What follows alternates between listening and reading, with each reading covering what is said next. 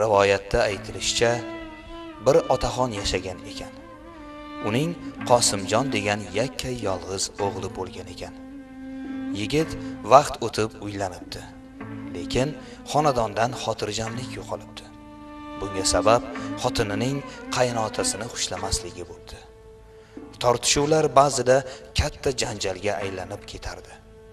Ana shunday tortishuvlarning birida xotin masalani shartta ko'ndalang qo'yib, bu uyda yo men turaman, yo otangiz debdi. U xotinidan ajralishni istamasdi. Dadasi tufayli chiqqan janjal Baxtiyor oilasi o'zi sevadigan va o'zini ham sevadigan xotini ham bolasidan ajralishi turgan gap edi. U xotinini hali ham juda yaxshi ko'rar edi. Uni chorasizlik hissi egallab oldi. O'ylab oxiri o'zicha bir yo'l topdi. Shahar chetida bir kulba bor edi. Otamni o'sha yerga olib borib qo'yaman. Har zamonda xabar olib turaman, bahonada xotinimning ham janjalidan qutulaman degan maqsadga keldi. Kerakli ashyolarni hozirlagach, to'shakka mixlanib yotgan xasta cholni o'rnidan turg'izib, yelkasiga ko'tardi. Shunda o'g'li, "Dada, men ham siz bilan borishni xohlayman" deb turib oldi. Havo sovuq va izg'irin, ariq suvlari muzlagan edi. Qosimjon yo'lda borar, o'g'li, "Dada, qayerga ketyapmiz" deb tinimsiz savol berar, biroq javob ola olmas edi. Chunki Qosimjon ich-ichidan o'ksinib yig'lar, lekin bu holatini o'g'liga sezdirmaslikka harakat qilardi. Bir qancha masofa yurib bo'lgandan keyin ular manzilga yetishdi.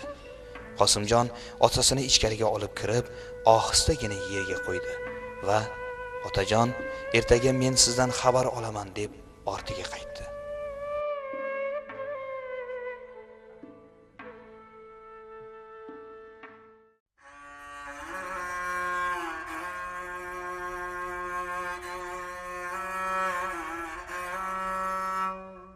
Qosimjon yo'lda borar ekan, shunchalar ilojsiz, shunchalar g'arib edi. Yuragiga pichoq sanchilgandek edi go'yo. Shunda yonida borayotgan o'g'li, "Nega bobomni u yerga tashlab keldingiz?" deb so'radi. Ammo Qosimjon javob bera olmas. "Onang shuni istadi" deya olmasdi. O'g'li yana, "Dada, qariganingizda men ham sizni shu yerga olib kelib tashlaymanmi?" deb so'raganida Qosimjonning ko'ziga dunyo qorong'u bo'lib ketdi. U savolga javob bera olmadi va ortiga burilib, shoshgancha kulba tomon yurib ketdi. O'g'li esa bu holatni tushunmay, otasini ortidan qarab qoldi.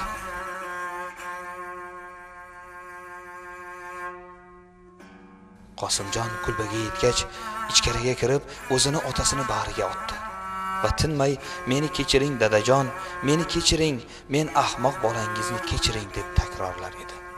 Ota esa titroq tovushlari bilan o'g'lining ko'nglini ko'tarishga urinardi. "Qaytib kelishingni bilardim, bolam, qaytib kelishingni bilardim. Axir men otamga bunday munosabatda bo'lmagan edim-ku. Meni qarovsiz va notavon holda tashlab ketmasligingni bilardim, bolam" deb tinmay takrorlardi.